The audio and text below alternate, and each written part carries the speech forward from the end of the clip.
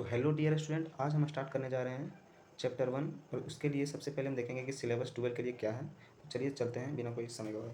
तो यहाँ पे सबसे पहले देखेंगे सिलेबस ऑफ कंप्यूटर साइंस, जो हमारे कंप्यूटर का जो सिलेबस है वो क्या है। तो यहाँ पे सबसे पहले देखेंगे कि क्या है यूनिट, हमारा टोटल यूनिट कितना है 5। यूनिट अलग चीज़ होता है, चैप्टर अलग चीज़ होता है। तो यहाँ पे जो हमारा बुक में है ये वो यूनिट 5 है। और चैप्टर आगे देखेंगे कि टोटल कितना है। टोटल 14 चैप्टर है, लेकिन यूनिट कितना है 5। तो एक यूनिट में कितना भी चैप्टर हो सकता है। तो चलिए चलते हैं पहला यूनिट में। तो यहाँ पे पहला यूनिट में क्या है, C++ प्रोग्रामिंग। जो ये एग्जाम में कितना नंबर का पूछा जाता है, 30 नंबर का। सबसे वीवीआई चैप्टर यही है, इसी से 30 नंबर पूछा जाता है अकेला, और बाकी से इतना 40 नंबर। फिर दूसरा यूनिट में देखेंगे डाटा स्ट्रक्चर, जो 16 नंबर का पूछा जाता है। फिर तीसरा में है डाटाबेस एंड एसक्यूएल, इसका फुल फॉर्म हम आगे जानेंगे, जो 8 नंबर का पूछा जाता है। और चौथा में है बूलियन अलजेब्रा, जो 8 नंबर का। और पाँचवा में कम्युनिकेशन एंड नेटवर्किंग, ये भी 8 नंबर का। तो टोटल हमारा हो गया 70 नंबर। इसी से सब क्वेश्चन पूछा जाता है। और सबसे इंपॉर्टेंट हमारा जो सबसे हार्ड माना जाता है, हार्ड कुछ नहीं है लेकिन जो थोड़ा है हार्ड माना जाता है इसे, तो C++ प्रोग्रामिंग। आप C++ कभी सुने होंगे, ये प्रोग्राम एक तरह का लैंग्वेज है, उसको हम आगे पढ़ेंगे। आज ही स्टार्ट करेंगे वो चैप्टर। तो यहाँ पे सबसे पहले देखेंगे कि यूनिट नंबर 1 C++ प्रोग्रामिंग में क्या कितना टॉपिक है। तो ये टोटल कितना 30 मार्क्स का पूछा जाता है, पहले पढ़ चुके हैं। तो यहाँ पे यूनिट नंबर 1 में सबसे चैप्टर पहला है जो है उस रिव्यू ऑफ C++ है। क्या है, रिव्यू ऑफ C++। दूसरा में कॉन्सेप्ट ऑफ OP, तीसरा में फंक्शन ओवरलोडिंग, चौथा में क्लास एंड ऑब्जेक्ट, पाँचवा में कंस्ट्रक्टर एंड डिस्ट्रक्टर, छठा में इनहेरिटेंस, सातवां में डाटा फाइल हैंडलिंग, और आठवां में आपका लास्ट C++ प्रोग्रामिंग का लास्ट चैप्टर है पॉइंटर। ठीक है। फिर हम देखेंगे यूनिट नंबर 2 में डाटा स्ट्रक्चर है, जो 16 मार्क्स का पूछा जाता है। इसमें केवल 2 चैप्टर है, एरे और link list, stack and QS. ठीक है। और फिर हम देखेंगे यूनिट तीसरा में, इसमें डाटाबेस एंड एसक्यूएल है। तो इसमें भी 2 चैप्टर है, कॉन्सेप्ट ऑफ डाटाबेस एंड दूसरा है एसक्यूएल, जिसका पूरा नाम है स्ट्रक्चर क्वेरी लैंग्वेज। और हमारा चौथा यूनिट में है बूलियन अलजेब्रा। इसका चैप्टर का नाम भी है बूलियन अलजेब्रा और टॉपिक का नाम भी है, यानी कि यूनिट का नाम भी है बूलियन अलजेब्रा। और हमारा लास्ट यूनिट है कम्युनिकेशन एंड नेटवर्किंग, जिसका चैप्टर का नाम भी है कम्युनिकेशन एंड नेटवर्किंग। ठीक है। तो चलिए चलते हैं, सबसे पहला चैप्टर स्टार्ट करते हैं, रिव्यू ऑफ C++। तो यहाँ पे हमारा चैप्टर आ गया, पहला चैप्टर रिव्यू ऑफ C++। तो रिव्यू ऑफ C++ में सबसे पहला जो हमारा टॉपिक है वो इंट्रोडक्शन ऑफ C++ है। तो इंट्रोडक्शन करेंगे हम C++ के, तो परिचय करेंगे कि क्या है C++। तो C++ is a programming language. जो C++ है वो क्या है, एक तरह का प्रोग्रामिंग लैंग्वेज है that is set of rules, जो रूल से सेट होता है। The C++ programming is used for developed software. जो C++ प्रोग्रामिंग लैंग्वेज है वो किसको, सॉफ्टवेयर को डेवलप करने के लिए यूज़ किया जाता है। अब सॉफ्टवेयर किसे कहते हैं, सॉफ्टवेयर हम आगे पढ़ेंगे किसे कहते हैं। तो सॉफ्टवेयर को डेवलप करने के लिए किसकी ज़रूरत होती है, तो C++ प्रोग्रामिंग को यूज़ किया जाता है किसके लिए, सॉफ्टवेयर को डेवलप करने के लिए। फिर देखेंगे कि the C++ language is known as OOP।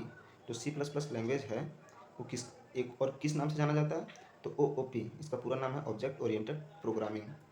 OOP का फुल फॉर्म आप याद रखिएगा, ऑब्जेक्ट ओरिएंटेड प्रोग्रामिंग। ये इसका दूसरा नाम है किसका, C++ का। ठीक है। फिर हम देखेंगे कि सॉफ्टवेयर हम किसे कहते हैं।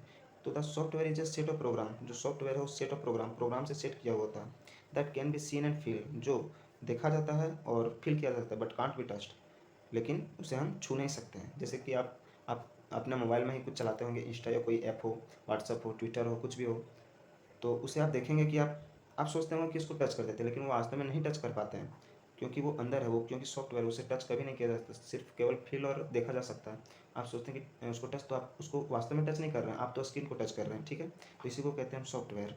तो उसी सब को डेवलप करने के लिए हम किसका यूज़ करते हैं, C++ प्रोग्रामिंग का यूज़ करते हैं कंप्यूटर सिस्टम में। ठीक है। फिर हम आगे देखते हैं, the C++ programming language was developed by. जो C++ प्रोग्रामिंग लैंग्वेज है वो डेवलप किया गया था किसके द्वारा, बजरना स्ट्रोस्टप इन 1980। बजरना स्ट्रोस्टप के द्वारा 1980 में डेवलप किया गया था। कहाँ पे, एट AT&T बेल लेबोरेटरीज। तो इस टी का पूरा फुल नेम है क्या है, तो American telephone and telegraph Bell laboratories. कहाँ, USA में, United State of America, America में इसका जो खोज किया गया था किसके द्वारा, बजरना स्ट्रोस्टप के द्वारा। ठीक है। AT&T बेल का पूरा नाम आप जान चुके हैं, अमेरिकन टेलीफोन एंड टेलीग्राफ। और C++ का एक जो ये मिल के किसके किसके द्वारा बनाया गया है, तो C लैंग्वेज प्लस सिमला 67 लैंग्वेज से मिल के बना है। कौन, C++ लैंग्वेज। ये दोनों लैंग्वेज से मिलकर क्या बना है, C लैंग्वेज प्लस सिमला 67 लैंग्वेज से मिल के बना है क्या, C++ लैंग्वेज। ठीक है। फिर आगे देखते हैं, the C++ programming language as taken from. The C++ programming language, जो C++ प्रोग्रामिंग लैंग्वेज है, has taken from C language and Simula 67। आप यहाँ पढ़ चुके हैं कि ये दोनों मिलकर बना हुआ, यानी कि ये दोनों लैंग्वेज से लिया गया है किसको, C language and Simula 60 language से लिया गया है किसको, C++ प्रोग्रामिंग को। ठीक है। फिर आगे देखते हैं, the C plus plus language is written in high level language. जो सी प्लस प्लस लैंग्वेज होता है वो हाई लेवल लैंग्वेज में लिखा होता है, उच्च कोटि में। एंड कन्वर्टेड, और कन्वर्ट यानी कि बदला जाता है इन मशीन लेवल लैंग्वेज, जो मशीन समझ सके, जो हमारा कंप्यूटर समझ सके, उसमें बदला जाता है bye the help of compiler. किसके मदद के द्वारा? कंपाइलर के। ये आप याद रखिएगा, इंपॉर्टेंट है। किसके द्वारा, एक क्वेश्चन पूछा जा सकता है कि किसके द्वारा बदला जा सकता है, तो यहाँ पे आप जानते होंगे कि कंपाइलर के द्वारा बदला जाता है। किसको? हाई लेवल लैंग्वेज से मशीन लेवल लैंग्वेज में, ठीक है। फिर हम आगे देखते हैं feature of C plus plus programming. जो फीचर है, इसका क्या गुण है, क्या गुण है, वो जानेंगे हम। There are many features in C plus plus programming such as. जो सी प्लस प्लस प्रोग्रामिंग, वो काफ़ी तरह के फीचर हैं, काफ़ी फीचर है, ठीक है। तो क्या क्या देखते हैं। The C plus plus as advance programming language, एक प्रकार का एडवांस प्रोग्रामिंग लैंग्वेज है, ना कि सिंपल, एडवांस में होता है। The extension name of C plus plus, जो इसका एक्सटेंशन यानी कि फैलाव नाम है, यानी कि जो सी प्लस प्लस एक तरह का छोटा नाम है, और जो थोड़ा सा बड़ा है यानी कि पूरा नाम है C plus plus, C P P, ठीक है। The first name of C plus plus programming as C with classes in, जो इसका फर्स्ट नाम लिया गया था वो सी विद क्लासेस इन 1979 में लिया गया था, ठीक है। फिर हम आगे देखते हैं कि क्या है। In C plus plus, the C plus plus is represented as increment. जो इंक्रीमेंट होता है वो वृद्धि, यानी कि जो ये प्लस प्लस क्या रिप्रेजेंट करता है सी प्लस प्लस लैंग्वेज में, ये रिप्रेजेंट करता है इंक्रीमेंट यानी कि वृद्धि, ठीक है। फिर हम आगे देखते हैं। The AT&T Bell labs stand for American telephone and telegraph Bell laboratories. आप पहले ही पढ़ चुके हैं कि AT का फुल फॉर्म होता है American telephone and tele stand, यानी कि वही जाना जाता है या फुल फॉर्म, ठीक है। The C plus plus is a case sensitive language. जो सी प्लस प्लस है एक तरह का केस सेंसिटिव लैंग्वेज है। सेंसिटिव यानी कि जो छोटा आप ये देख रहे हैं और ये देख रहे हैं, आप सोचेंगे कि ये दोनों बराबर, लेकिन ये वास्तव में नहीं है, क्योंकि ये दोनों बराबर नहीं है। ये केस सेंसिटिव लैंग्वेज है। ये आप डालेंगे तो ये गलत हो जाएगा, क्योंकि ये एक स्मॉल है, ये कैपिटल है, तो ये इसी को कहा जाता है सेंसिटिव लैंग्वेज, ठीक है। फिर हम आगे देखते हैं working in C plus plus. C plus plus पर वर्किंग किस प्रकार होता है। तो the C plus plus programming in 3 types. जो सी प्लस प्लस प्रोग्रामिंग वो तीन तीन मेथड से काम करता है। कौन कौन? पहला है डाटा, दूसरा है प्रोसेसर, और तीसरा है हमारा इन्फॉर्मेशन। तो हम पहले देखेंगे कि डाटा का क्या काम होता है, हम किसे कहते हैं। The input is known as data. जो इनपुट है, अब आप कंप्यूटर में कोई भी कीवर्ड से आप किसी चीज़ को टाइप किए तो वो उसमें चला गया, तो इनपुट कहलाता है, तो उसी को हम डाटा या इनपुट कह सकते हैं। The data is a group of letter. जो डाटा है वो एक ग्रुप ऑफ लेटर है, यानी कि लेटर का संग्रह है। डिजिट एंड सिंबल, और डिजिट यानी संख्या भी है और सिंबल भी है, उसी को हम कहते हैं डाटा। डाटा में कुछ भी हो सकता है, लेटर भी हो सकता है, डिजिट यानी नंबर भी हो सकता है, सिंबल कोई चिन्ह भी हो सकता है, कोई भी चिन्ह। In C plus plus programming, in C plus plus programming the input is known as comparator. In C plus plus programming, जो सी प्लस प्लस प्रोग्रामिंग है उसमें द इनपुट इज नोन है, जो इनपुट है वो किस नाम से जाना जाता है? Comparator. In C plus plus, अब याद रखिएगा कि सी प्लस प्लस लैंग्वेज में जो इनपुट है वो किस नाम से जाना जाता है? कंपैरेटर के नाम से जाना जाता है, ठीक है। जो आपका इंपॉर्टेंट है उसमें मैं हाईलाइट कर दिया हूँ, आप इसे याद रखेंगे। प्रोसेसर, पहला हो गया हमारा डाटा, दूसरा देखेंगे प्रोसेसर, कि प्रोसेसर किसे कहते हैं। According to the given data, जो जब कोई यूजर, हमारा जो यूजर है, कोई कंप्यूटर चला रहा है तो उसे हम यूजर कहते हैं। तो वो जब कोई चीज़ डाटा डालता है कंप्यूटर सिस्टम में, according to the given data, जो कोई भी डाटा डालता है हमारा कंप्यूटर सिस्टम में, system it can be work by the help of processor. तो जो आप मान लिए 2+2 4 होता है, ठीक है, तो ये आप डाल दिए, आपको जानना कि क्या होता है, आप नहीं जानते हैं, लेकिन जो ये आप इनपुट में किए हैं तो वो क्या, कौन काम करता है? तो प्रोसेसर। ये आपको फार्मूला लगाता है या कुछ करता है, वर्क करता है किसके द्वारा? प्रोसेसर के द्वारा, तभी आप सॉल्व करता है, ठीक है। फिर आगे का कार्य होता है, क्या होता है? इन्फॉर्मेशन। अब हम बताएं कि ये जो working in C plus plus में टोटल 3 मेथड से काम होता है। पहला डाटा होता है, आप कोई भी चीज़ को डालते हैं, प्रोसेस यानी काम होता है, फिर इन्फॉर्मेशन यानी कि जो निकलता है उसी को हम कहते हैं इन्फॉर्मेशन, या आउटपुट भी इसे कह सकते हैं। मान लीजिए आप कोई भी मान लीजिए कि कोई भी आप गन्ना का जो गन्ना रहता है वो आप किस चीज़ में डालें, तो वो जो आप जो काम किया वो मशीन, तो वो काम हो गया यानी कि प्रोसेस हो गया, प्रोसेसर हो गया, और जो हम गन्ना डालें वो डाटा हो गया, और जो हमारा जो रस निकला उसका वो हो गया आपका इन्फॉर्मेशन। आप इस प्रकार से समझ सकते हैं। तो ये हम देखेंगे कि क्या होता है। The output is known as information, the output is known as information. जो आउटपुट जो हमारा प्राप्त होता है उसको इन्फॉर्मेशन के नाम से भी जाना जाता है। After processing what above get the final result. After processing, जो प्रोसेस हो के, वाट एबव क्या, जो गेट द फाइनल रिजल्ट क्या प्राप्त होता है? Final result known as information. जो हमारा प्रोसेस हो के फाइनल रिजल्ट प्राप्त होता है, यानी कि जो आप एग्जांपल दिया मैं कि रस निकलता है, वो क्या क्या काम किया उसका, हम पहले गन्ना को मशीन में डालें, फिर वो चिपाया या कुछ हुआ, उसके बाद ना हमारा रस प्राप्त हुआ, उसी को हम कहते हैं इन्फॉर्मेशन या आउटपुट, ठीक है। तो programming the output is known in C plus plus programming, in C plus plus programming में the output is known in run time. जो आउटपुट को जाना जाता है एक और नाम से, कौन नाम से? तो रन टाइम के नाम से भी जाना जाता है। फिर हम आगे देखते हैं प्रोग्राम या प्रोग्रामिंग, आप दोनों में से जो चाहे कह सकते हैं। इसको क्या कहते हैं प्रोग्राम, आपको कोई पूछ देगा व्हाट इज प्रोग्राम, तो program the set of rules to perform, the set of rules to perform a special, the set of rules, rules जो सेट होता है वो किसी भी कंप्यूटर या मोबाइल में कोई भी तरह का रूल सेट होता है, रूल के हिसाब से चलता है वो। तो टू परफॉर्म, परफॉर्म यानी कार्य करने के लिए, special work in computer system, special work in computer system is known as programming. कोई भी जो कंप्यूटर सिस्टम या कोई मोबाइल या कोई सॉफ्टवेयर काम करता है तो वो एक रूल के हिसाब से काम करता है, वो पहले से ही सेट होता है। जिस प्रकार आप रोबोट कहीं देखे होंगे तो उसमें एक मेमोरी सेट किया जाता है कि इस तरह काम करना है, उसमें इन्फॉर्मेशन उस तरह का डाला जाता है, तो उसी प्रकार से काम करता है वो। इसी तरह हमारा मोबाइल या कंप्यूटर सिस्टम है, उसमें रूल सेट किया जाता है कि आप इसी प्रकार ही काम करेगा, तो वो उसी प्रकार ही काम करता है, उसी को नाम से जाना जाता है क्या, प्रोग्रामिंग या प्रोग्राम आप जान सकते हैं, कह सकते हैं, ठीक है। अब हम देखेंगे स्ट्रक्चर ऑफ प्रोग्रामिंग। स्ट्रक्चर यानी बनावट, जो प्रोग्राम या प्रोग्रामिंग का जो बनावट है वो किस प्रकार होता है। There are 4 structure in program, जो प्रोग्राम को स्ट्रक्ट करने के लिए यानी कि बनाने के लिए कितना मेथड प्रयोग किया जाता है, तो टोटल 4 मेथड। कौन कौन, एल्गोरिथम, दूसरा फ्लो चार्ट, तीसरा कोडिंग और चौथा हमारा ड्राई रन। यदि आपको ये याद नहीं होता कि कौन कौन जो स्ट्रक्चर है वो कौन कौन है, तो आप इसके लिए आप ट्रिक लगा सकते हैं। CAD, आप देखे होंगे CID, लेकिन आप CID आपको नहीं करना है, CAD, और आपको ऐप को याद रखना है, ठीक है। CAD कम से कम 3 तो याद रखिए, ऐप को आप खुद फ्लो चार्ट को आप खुद याद कर सकते हैं, लेकिन जो CAD है वो आप खुद CAD, ठीक है। तो C से आप याद रख जाएंगे कोडिंग, और ये से एल्गोरिथम, और D से ड्राई रन, और आप फ्लो चार्ट को आप खुद आप एक ठो याद करना कौन सी बड़ी बात है, आप ये खुद याद कर सकते हैं फ्लो चार्ट। और ये CID आपको नहीं करना है, क्या, CAD, C से हो गया कोडिंग, A से हो गया एल्गोरिथम, और D से हो गया ड्राई रन। आप फ्लो चार्ट को खुद से याद कर सकते हैं, ठीक है। तो सबसे पहले देखें कि एल्गोरिथम क्या होता है। तो the method for solving the program, the method for solving the program, program को सॉल्व करने के लिए वह मेथड जिसे स्टेप बाय स्टेप या वन बाय वन, यानी कि एक एक करके, स्टेप बाय स्टेप या एक एक करके जो सॉल्व किया जाता है प्रोग्राम को, उसी को हम कहते हैं एल्गोरिथम, ठीक है। आप समझ गए होंगे। अब हम देखते हैं कि एल्गोरिथम का स्ट्रक्चर कैसे किया जाता है, इसको कैसे बनाया जाता है। तो एल्गोरिथम को स्ट्रक्चर करने के लिए यानी बनाने के लिए टोटल 5 स्टेप का किया जाता है, क्या, 5 स्टेप किया जाता है। तो क्या क्या है, पहला स्टार्ट, फिर दूसरा इनपुट या एक्सेप्ट द वैल्यू, यानी कि डालना, यानी कि जो इनपुट है वो डाला जाता है कंप्यूटर सिस्टम में, प्रोसेसर, और तीसरा में हमारा प्रोसेस, अप्लाइंग फार्मूला, प्रोसेस यानी कि जो काम करता है, अप्लाई फार्मूला, कोई भी फार्मूला उसको अप्लाई करते हैं। आउटपुट या डिस्प्लेइंग, डिस्प्ले में भी दिखाना, आउटपुट में मतलब जो हमारा जो प्राप्त होता है रिजल्ट, और पाँचवा में आप स्टॉप कर देंगे, ठीक है। तो यहाँ पे इसके लिए सबसे पहले क्वेश्चन देख लेंगे कि क्या है क्वेश्चन, आपका जो डाउट हो क्लियर हो जाएगा। तो इसमें है कि यहाँ पे क्वेश्चन है, write an algorithm to accept the two number the find sum. यहाँ पे 2 नंबर दिया गया है जिसका सम बताना है आपको, किसके द्वारा, एल्गोरिथम के द्वारा आपको बताना है। तो इसके लिए आंसर हो जाएगा आपका स्टेप 1। स्टेप 1 में क्या करना है आपको, यहाँ देख चुके होंगे कि स्टार्ट करना है। पहले आप विंडो को स्टार्ट करेंगे कंप्यूटर सिस्टम को, फिर हम एक्सेप्ट द 2 नंबर इनपुट करेंगे। 2 नंबर कोई भी हो, ए के बी के जगह कोई भी हो सकता है, तो उसमें हम इनपुट करेंगे, ठीक है। और तीसरा में हमारा अप्लाइंग फार्मूला, जो सम का फार्मूला आप जानते ही होंगे कि A+B, यानी 2 नंबर है तो उसको जोड़ना है, तो मेरा हो जाएगा A+B।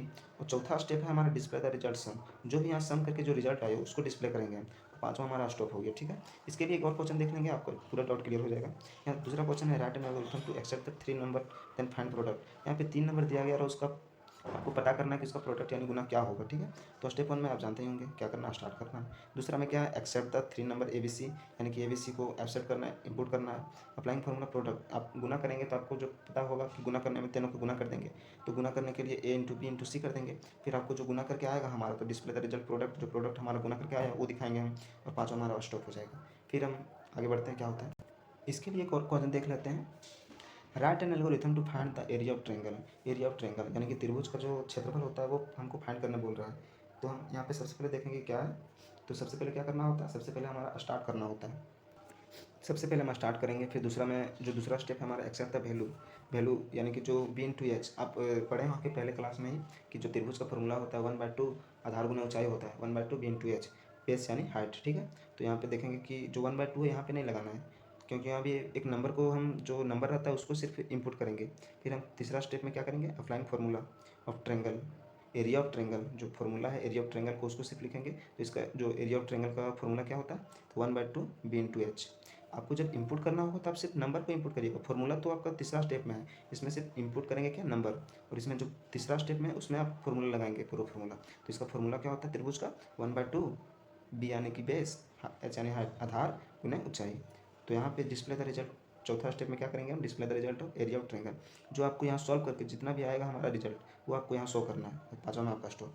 अब हम यहाँ पे क्लियर हो गया आपका एल्गोरिथम जो स्टेप कितना किस प्रकार करना होता है। अब देखेंगे फ्लो चार्ट। फ्लो चार्ट में सबसे पहले देखेंगे कि इसका डिफिनेशन क्या है, क्या होता है, ये किसे कहते हैं फ्लो चार्ट। तो यहाँ पे देखते हैं the graphical representation of an algorithm. The graphical यानी कि चित्रित करके रिप्रेजेंट करना किसको, एल्गोरिथम को, is known as flow chart. Algorithm को चित्रण करके रिप्रेजेंट करना, एल्गोरिथम को चित्रण करके रिप्रेजेंट करना यानी दर्शाना, उसी को हम कहते हैं फ्लो चार्ट। समझ गए? यानी कि इसके लिए सिंबल भी हो सकता है, ग्राफ यानी कि चित्र भी हो सकता है, इन फ्लो चार्ट में इसी को कहते हैं क्या, जब कोई एल्गोरिथम को ग्राफिकल यानी कि चित्रण द्वारा रिप्रेजेंटेशन यानी कि रिप्रेजेंट किया जाता है, दर्शाया जाता है, तो उसी को नाम से जाना जाता है, किसके नाम से, फ्लो चार्ट के नाम से जाना जाता है। ठीक है, यहाँ पे देखेंगे कि क्या होता है इन फ्लो चार्ट। तो यहाँ पे देखते हैं कि जो चित्र है हमारा वो किसके लिए यूज़ किया जाता है और इसका क्या कार्य होता है, क्या नाम होता है। तो यहाँ पे देखते हैं कि जो सर्कल टाइप है उसको किस नाम से जाना जाता है, ओवल, ओवल के नाम से। और इसका क्या काम होता है, स्टार्ट या स्टॉप करना। आपको जहाँ भी कंप्यूटर सिस्टम में जहाँ आपको दिख जाएगा ओवल यानी कि इसका नाम क्या है, ओवल, आपको जहाँ दिख जाएगा वहाँ आप क्या करेंगे, स्टार्ट या स्टॉप करना होता है। ठीक है, फिर यहाँ पे एरो, नीचे की एरो के साइन दिखते हैं, फ्लो ऑफ डाटा। इस पर से कुछ भी फ्लो करता है तो इस तरह निशान होता है, आप इस तरह याद रखेंगे कि या कुछ flow of data, data flow कर रहा है। इसके ये क्या है, पैरेललोग्राम है।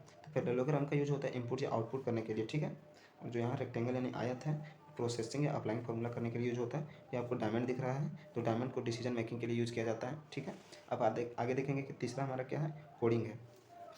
तो कोडिंग, आप कोडिंग कहीं ना कहीं जरूर सुनेंगे, आज के ज़माने में कोडिंग बहुत ज़रूरी है कोई भी फील्ड में। ठीक है, the coding is a language which is used for developed software in C++ programming.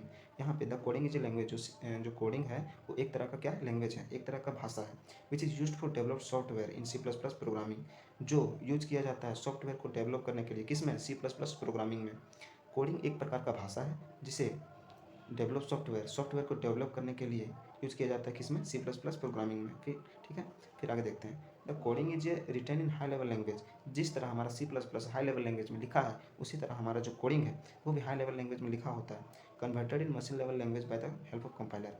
और इसे भी मशीन लेवल लैंग्वेज में कन्वर्ट किया जाता है, किसके द्वारा से, कंपाइलर के द्वारा से। ठीक है, फिर हम देखेंगे चौथा टॉपिक हमारा जो लास्ट है वो एल्गोरिथम का ड्राई रन है। तो ड्राई रन हो जाएगा क्या, the process in which execute यानी कि रन करना the program in multiple time is known as dry run. देखिए यहाँ प्रोग्राम को process in which execute, program को बार बार मल्टीपल टाइम बार बार रन करवाना यानी कि प्रतिपादित करना। ठीक है, रन करवाना किस नाम से जाना जाता है, ड्राई रन के नाम से जाना जाता है।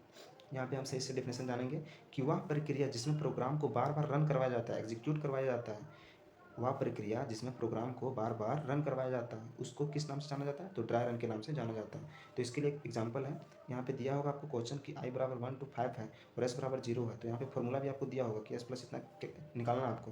तो i कितना दिया है, वो 1 से 5 तक, तो आप सीधा करके आप वर्टिकल ही आप लिख देंगे 1 to 5 तक, 1 2 3 4 5, और फिर प्लस का चिन्ह तो प्लस लगा देंगे। और s का मान क्या है हमारा, 0, तो 0 है तो सबसे पहले आप 0 लिख देंगे और इसको जोड़ेंगे और जो आपका फाइनल रिजल्ट होगा वहाँ आप यहाँ जोड़ेंगे और जो आएगा हमारा 1 तो यहाँ लिख देंगे और फिर जो 1 है फिर यहाँ लिखेंगे, फिर 2 + 1 3 हो जाएगा तो 3 यहाँ लिखा जाएगा। फिर 3 से जो 3 लिखा है इसके द्वारा ये भी 3 6 हो जाएगा, फिर 6 यहाँ लिख के यहाँ फिर लिख देंगे, फिर इसी तरह सॉल्व करेंगे और लास्ट में हमारा ये 15 हो जाएगा। ठीक है, तो इसी तरह आपको सॉल्व करना है। इसके लिए एक और फ्रेश से जानेंगे कि देखिए यहाँ पे दिया i बराबर 8 to 12 और s बराबर 0 दिया है, तो इसके लिए फॉर्मूला लगा हुआ है हमारा s = s + i। तो i का मान कितना है, 8 से लेकर 12 तक, तो आप सबसे पहले 8 से लेकर 12 तक लिख देंगे, 8 9 10 11 12।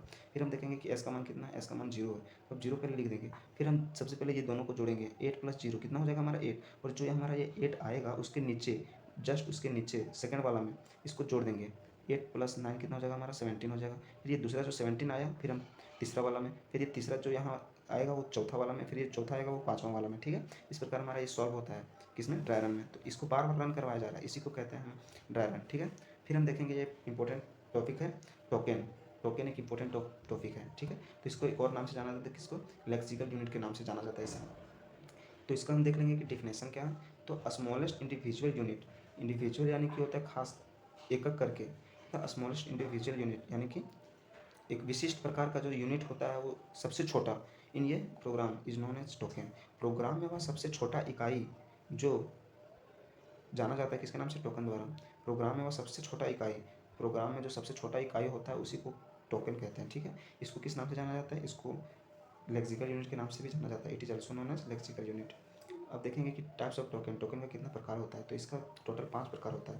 तो इसके लिए हम एक ट्रिक लगाए हैं कि किल्पो, किल्पो आप याद रख लेंगे। इस तरह आपको नहीं याद होगा जल्दी, तो इसके लिए किल्पो याद रख लेंगे। तो कैसे हमारा हो जाएगा, कीवर्ड्स आई से हो जाएगा हमारा आइडेंटिफायर्स, एल से हो जाएगा हमारा लिटरल्स, और पी से हो जाएगा हमारा पंक्चुएटर्स, और ओ से हो जाएगा हमारा ऑपरेटर्स। किल्पो, आप किल्पो याद रख लेंगे तो आप सही सही आपका अनुमान लगा के आप लिख देंगे कि इसका कौन कौन प्रकार होता है।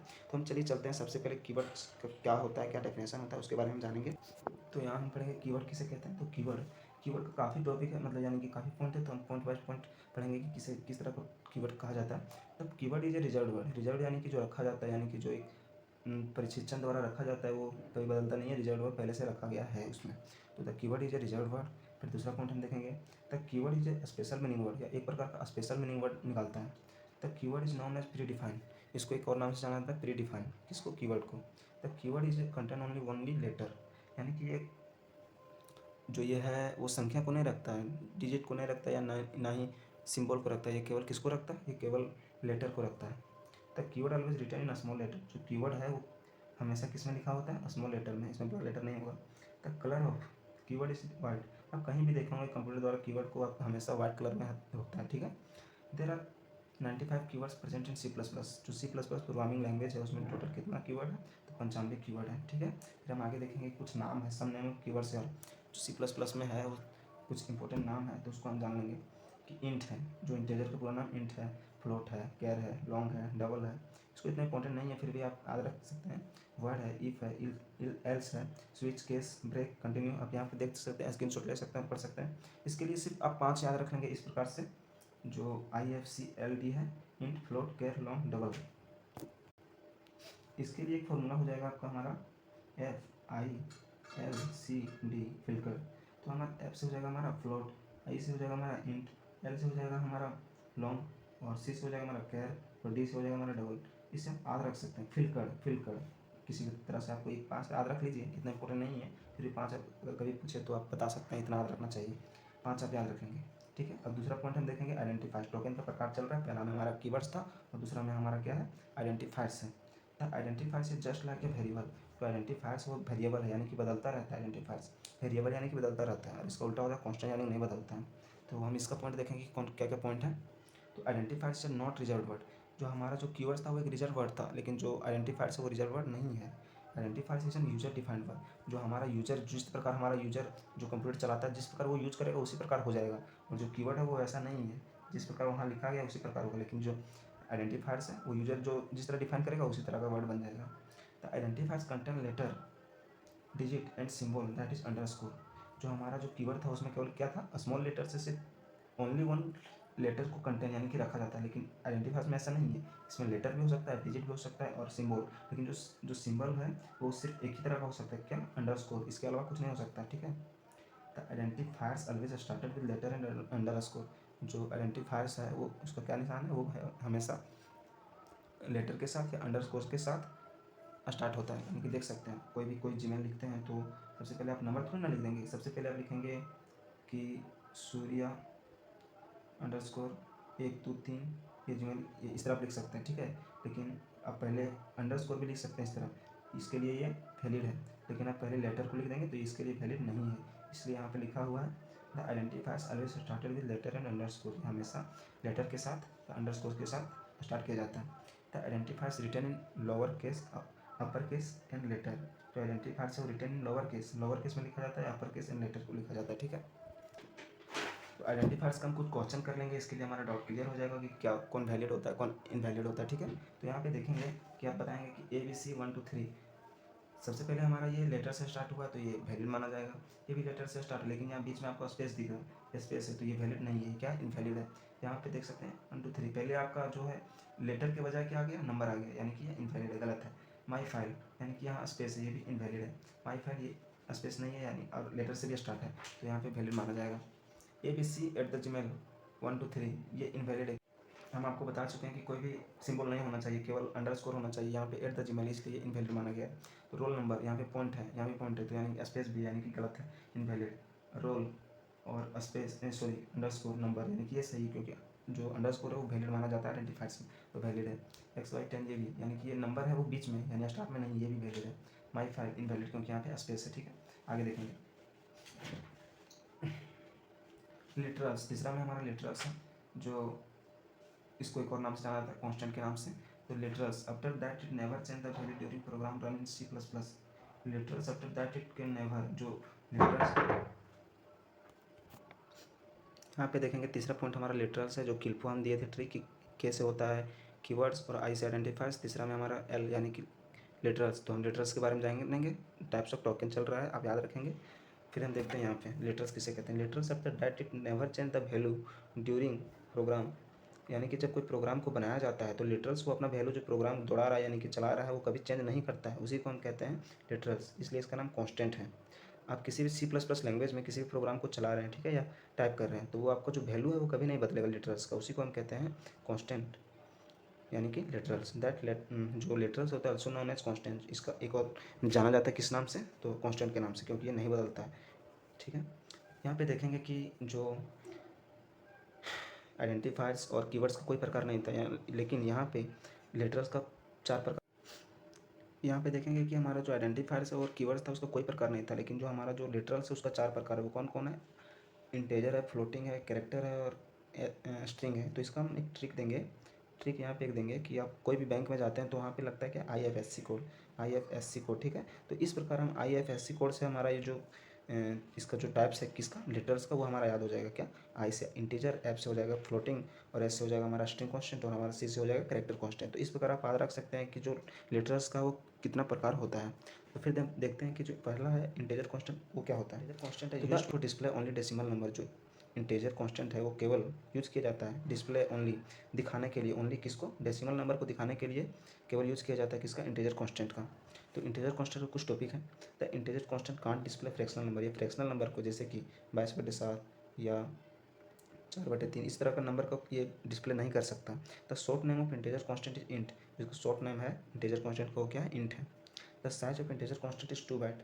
जो साइज होता है इंटीजर कांस्टेंट का वो 2 बाइट होता है। आप 2 बाइट अगर भूल जाएंगे तो इसके लिए भी एक ट्रिक है कि जब ईट, इसका पूरा नाम क्या है? ईट, इंट, आप इसे ईट बना सकते हैं, इंट यानी कि ईट। और जब भी हम कोई भी भाटा, ईट का भाटा आप सुने होंगे, तो ये आप अगर पहला बार वो बनाते हैं, उसका ढांचा तैयार करते हैं, वो आपको ज़्यादा खर्चा पड़ेगा। अगर दूसरा बार करते हैं तो आपको मुनाफा होगा यानी कि फ़ायदा होगा। तो इसलिए इसका याद रखेंगे आप इस प्रकार 2 बाइट, यानी कि जब पहली बार भाटा, भाटा यानी कि बाइट, ठीक है, और इंट यानी कि ईटा, ईटा। तो आप ईट का भाटा जब भी तैयार करेंगे तो पहला बार आपको थोड़ा सा नुकसान होगा, जो उतना फ़ायदा नहीं होगा, लेकिन दूसरा बार करेंगे तो आपका जो बचेगा यानी कि फ़ायदा होगा, क्योंकि जितना भी काम करवाना होता है वो पहला में ज़्यादा खर्चा लगता है, दूसरा में थोड़ा कम, बहुत कम। तो इसलिए कभी भी आप याद रखेंगे कि ईट का भाटा जब भी तैयार करना है उसको 2 बार यानी कि 2 बाइट। इस प्रकार आप ईट का 2 बाइट से कनेक्शन करके आप इस तरह याद रख सकते हैं, आप कभी कन्फ्यूजन नहीं करेंगे, ठीक है। The range of integer constant, आपको इसे याद करना हो, इसके लिए कोई ट्रिक नहीं है। -32,768 से लेके 32,767 तक इसका रेंज होता है, इतना दूर तक ये काम कर सकता है, ठीक है।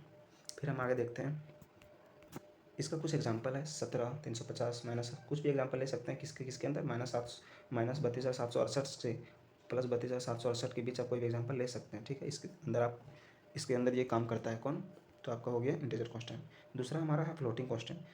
The floating constant is used for display the decimal number and fractional number. यहाँ पे आप पीछे पढ़ें कि इंटीजर कांस्टेंट हमारा केवल क्या दिखाता है? डेसिमल नंबर दिखाता है, लेकिन जो यहाँ पे जो फ्लोटिंग कांस्टेंट है वो डेसिमल नंबर और फ्रैक्शनल नंबर दोनों को दिखाता है, ठीक है। तो इसका जो पहला शॉर्ट नाम है, जो पहला क्या है, डेसिमल नंबर और फ्रैक्शनल नंबर दोनों को दिखाता है, दोनों को डिस्प्ले कराता है कौन? Floating constant. और जो हमारा इंटीजर कांस्टेंट है वो केवल डेसिमल नंबर को डिस्प्ले करता है, ठीक है। The short name of floating constant is float. आप इस प्रकार याद रखेंगे कि फ्लोट यानी कि फ्लोटिंग कांस्टेंट का इतना ही लेना है, फ्लोट, इसका शॉर्ट नाम हो गया। The floating constant is also known as real constant. Floating constant को एक रियल कांस्टेंट, यही एक रियल कांस्टेंट को नाम से जाना जाता है। The size of floating constant is 4 byte. Float यानी कि कोई फ्लोट, फ्लोट यानी कि प्लॉट, एक प्लॉट, 2 प्लॉट, आप इतना पैसा कमा सकते हैं कि 4 प्लॉट आप ज़मीन ले सकते हैं। 4 प्लॉट में आपका ज़िंदगी आराम से कट जाएगा। आप इस प्रकार याद रख सकते हैं, फ्लोटिंग यानी कि प्लॉट कितना? 4 प्लॉट। 4 प्लॉट आप लेंगे तो 4 प्लॉट बहुत होता है, एक प्लॉट बराबर कितना कट्ठा होता है हमको भी नहीं पता, लेकिन जो 4 प्लॉट है वो बहुत ज़्यादा ज़मीन होता है, ठीक है। तो आप 4 प्लॉट लेंगे तो आपका जो जीवन है वो आरामदेह से कट जाएगा। तो आप इस प्रकार याद रख सकते हैं, एक प्रकार का मायने, ठीक है। तो कितना? प्लॉट, फ्लोट यानी कि प्लॉट आप रख कर सकते हैं, यानी कि 4 प्लॉट आप इस प्रकार याद रख सकते हैं। The range of real constant is -3.4 से लेके इंटू 10⁻38 टू 3.4 इंटू 10⁻38 और 10 के -1 हो जाएगा, ठीक है। तो इसके लिए एग्जांपल है कुछ 25, कुछ भी एग्जांपल ले सकते हैं, आप देख सकते हैं। अब हम देखेंगे कि कैरेक्टर कांस्टेंट क्या है। जो इसका ट्रिक था, IFSC, आई से आइडेंटिफायर्स, एफ से फ्लोटिंग, एस से स्ट्रिंग, स्ट्रिंग आगे पढ़ेंगे हम, और सी से हमारा क्या है? कैरेक्टर कांस्टेंट है। तो the character constant is used for display the single letter. जो कैरेक्टर कांस्टेंट है हमारा वो केवल सिंगल लेटर को दर्शाने के लिए यूज़ किया जाता है। और जो ये हमेशा कैरेक्टर कांस्टेंट को लिखा जाता है वो सिंगल क्वाट्स यानी कि सिंगल कॉमा में, सिंगल इन्वर्टेड कॉमा में लिखा जाता है, ऐसे इसके अंदर ही लिखा जाता है, ठीक है। The short name of character constant is char है। इसका जो शॉर्ट नेम है वो कैर है। इसको चार नहीं पढ़िएगा, चार नहीं, कार नहीं पढ़िएगा, कैर है इसका नाम। The size of character constant is 1 byte. जो कैरेक्टर कांस्टेंट का कैरेक्टर यानी कि कैरेक्टर आपका एक ही बार रहेगा, चरित्र जो है ना एक बार डूब जाएगा तो आप कभी नहीं कमा सकते हैं उसको। एक बार खत्म चरित्र तो वो खत्म हो जाता है, यानी इस प्रकार आप याद रख सकते हैं 1 बाइट, ठीक है, कैरेक्टर यानी। और ये सिंगल लेटर को भी दिखाता है, तो इसको ज्वाइंट करके आप कनेक्शन करके इसे भी याद कर सकते हैं। चाहे तो आप ऐसे याद कर सकते हैं कि चरित्र कैरेक्टर यानी कि चरित्र, आपका जो चरित्र है वो एक ही बार आपको किसी को दिखाने लगा रख सकते हैं। चरित्र खराब हो गया तो आप दोबारा उसको नहीं पा सकते हैं, इस प्रकार आप याद रख सकते हैं। The range of character constant is -128 से लेके 127 तक प्लस में, ठीक है। तो इसको आप देख सकते हैं, कोई भी लेटर है या कुछ भी है तो उसको हम सिंगल क्वाट्स में रिप्रेजेंट करते हैं। या आपको डबल नहीं ले सकते क्योंकि यहाँ पे बोला है कि सिंगल लेटर ही लिखा जाता है इसमें, किसमें, कैरेक्टर कांस्टेंट में, ठीक है। फिर हम आगे देखेंगे कि some special character in C++। कुछ स्पेशल कैरेक्टर है C++ का। In C++ there are many special character are used. फिर आगे के पेज में देखते हैं कि इसमें यूज़ किया जाता है काफ़ी स्पेशल कैरेक्टर है। ये थोड़ा सा इंपॉर्टेंट आप मानेंगे कि एमसीक्यू में पूछा जाता है कि इसको आप इसको दे देगा, डिनोट कर देगा और आपको बताए पूछेगा कि इसका क्या मीनिंग होता है, कैरेक्टर का क्या मीनिंग होता है, ठीक है। तो आप इसे याद रखेंगे। स्लेस ये, इसको स्लेस पढ़ा जाता है। स्लेस ये का यानी ये से alert bell and audible sound. Audible यानी कि सुनने योग्य साउंड होता है, ठीक है। अलर्ट बेल यानी कि अलर्ट सावधान, बेल या तो सुनने योग्य साउंड। जब कोई भी हमारा जब बैटरी लो हो जाता है मोबाइल का या कुछ होता है तो देखते हैं थोड़ा सा अलर्ट करने के लिए पावर सेविंग मोड आ जाता है, तो इसको ही कंप्यूटर सिस्टम में हमको डिनोट करते हैं स्लेस ये से, ठीक है। बैक स्पेस यानी कि बैक स्पेस आपको करना है, राइट स्पेस नहीं, बैक स्पेस करना है, तो इसके लिए हमारा स्लेस बी है। स्लेस एफ का होता है फॉर्म फीड। और स्लेस आर मतलब कैरिंग रिटर्न आपका। स्लेस एन यानी कि न्यू लाइन। और स्लेस टी यानी हॉरिजेंटल टाइप, यानी टी आपको दिख रहा होगा कि ये सुधा हुआ है, यहाँ पे देखते हैं टी यानी ऐसे रहता है, टी यानी सीधा लाइन, यहाँ पे टी। तो ये सीधा लाइन से आपको हॉरिजेंटल यानी कि जो सोया हुआ रहता है उसको हॉरिजेंटल कहते हैं, तो आप इसका रख सकते हैं। भी से आपको याद ही हो जाएगा कि भी से वर्टिकल टाइप। और जीरो यानी कि नल कैरेक्टर यानी कि कुछ नहीं, ठीक है। फिर हम देखेंगे लास्ट जो हमारा टोकन का लास्ट प्रकार है वो क्या, स्ट्रिंग कांस्टेंट है, ठीक है। हम पढ़ लिए कौन कौन, आइडेंटिफाइज पढ़ लिए, लेटर्स पढ़ लिए, और क्या था हमारा, और कैरेक्टर पढ़ लिए। तो हमारा लास्ट बचा है कौन, स्ट्रिंग कांस्टेंट, ठीक है। तो यहाँ पे देखते हैं स्ट्रिंग कांस्टेंट क्या होता है। The string constant is used to display the multiple letter. जो कैरेक्टर कांस्टेंट है वो एक ही लेटर को दिखा सकता है, लेकिन यहाँ पे क्या है, स्ट्रिंग कांस्टेंट है, ये मल्टीपल लेटर, एक से ज़्यादा, दो से ज़्यादा कितना भी ये दिखा सकता है, ठीक है। The string constant written in double quotes. जो हमारा कैरेक्टर कांस्टेंट है वो किससे, सिंगल क्वाट्स से लिखा जाता है, सिंगल क्वाट्स में। जो हमारा ये है स्ट्रिंग कांस्टेंट वो डबल क्वाट्स में लिखा जाता है, डबल इन्वर्टेड कॉमा ऐसे करके, ठीक है। The size of string constant is 1 byte for each character. The size of string constant, जो स्ट्रिंग कांस्टेंट है उसका भी एक ही बाइट होता है, ठीक है। साइज इच कैरेक्टर, प्रत्येक कैरेक्टर के लिए एक होता है। It contain 1 extra byte. और जो ये एक एक्स्ट्रा बाइट रखता है किसके लिए, नल कैरेक्टर के लिए। अब कभी भी बोल देगा कि इसका जो है स्ट्रिंग कांस्टेंट निकालें, तो इसमें टोटल कितना है, 2 4 5, और आपको एक नल कैरेक्टर जोड़ना होगा, 5 + 1, तो इसका टोटल कैरेक्टर हो जाएगा 6। जब भी आपको स्ट्रिंग कांस्टेंट बोलेगा तो आप एक जोड़ देंगे, ठीक है। तो यहाँ पे देख सकते हैं 1 बाइट फॉर नल कैरेक्टर, ठीक है।